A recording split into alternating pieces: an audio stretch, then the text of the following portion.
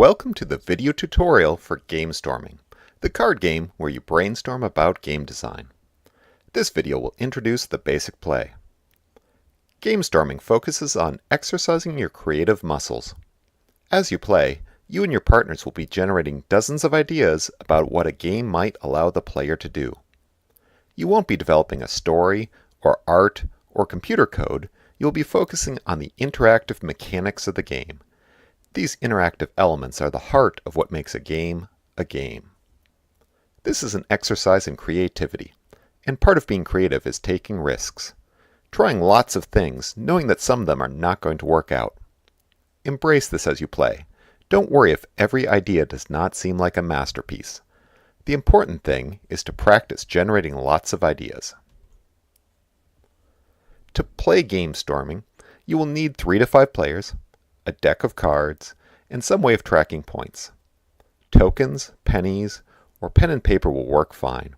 If you don't have a physical deck of the Gamestorming cards, there is a web-based version available at ogpc.info/gamestorming. The deck itself consists of 2 types of cards, yellow-bordered setting cards and blue-bordered verb cards. Begin by separating the 2 types into different piles and shuffling each pile. Each round starts with drawing a setting. All the players will share the same setting. Some settings say something like Historical Earth, choose era. For these, each player can customize it as they wish. One player might opt for a prehistoric game with dinosaurs, while another opts for a game set in feudal Japan.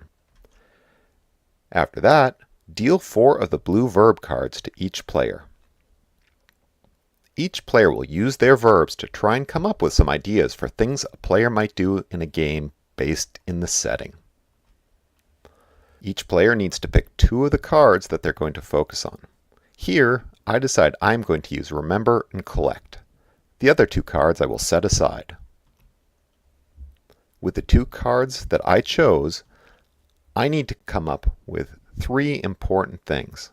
Number 1, what kind of game am I designing?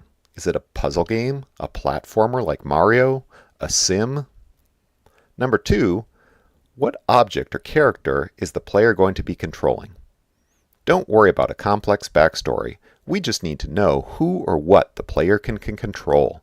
Are they controlling a person, a robot, a ship, tiles in a puzzle?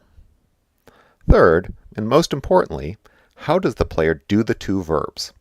What do they do them with or to? Try your best to link the 2 verbs. For my cards, I ideally want to come up with some idea about how the players remembering something will help them collect, or how collecting something will help them remember. Allow everyone a couple of minutes to figure out which 2 cards they are going to use, and then come up with their ideas. Once you are all done brainstorming, each player gets 1 minute max to describe their idea. Make sure to explain what kind of game you were thinking of and what the player is controlling. Don't worry about a complex story or character descriptions. We want to focus on what the player of the game is going to do. For my 2 actions, Remember and Collect, I might describe something like this. My game is a game about surviving and doing science in a base on Mars. The player controls the lone occupant of a base. One of the things they have to do is to drive a rover around to collect samples from various points on the map. But the rover does not have a map or any kind of navigation system. So before they leave base, the player has to figure out where the samples are in relation to landmarks like mountains and craters. Then, as they drive around, they need to remember those locations so that they can find the sampling stations. Is that the greatest idea in the history of game design? Absolutely not. Don't worry about whether your ideas are either.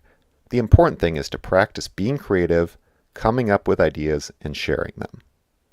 As other players describe their ideas, listen to each one and try and visualize it. Does it sound like something that would be interesting for the player? Does it sound fun? Like a good challenge? Once everyone's had their turn, it's time to award points. Each player gets to award 1 point to the idea that they like the best, but not their own.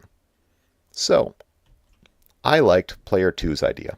I award player 2 a point. Player 1 also liked that idea and awards player 2 another point. Player 2 liked my idea and awards me a point. Use your tokens or pen and paper to keep track of the points that each player earned. To end the round, discard the setting, discard the 2 cards that you used, and then take the 2 cards that you didn't use and pass those to the player on your left. Start the next round, draw a new setting, get 2 cards from the player on your right, and then draw 2 new cards from the deck to complete your 4-card hand of verbs. You can either play a set number of rounds or for a set period of time. Whoever has the most points at the end of the game wins. You can find written rules, ideas for how to do collaborative game design using the deck, and a web-based version of the cards at ogpc.info/gamestorming. Happy game storming, everyone!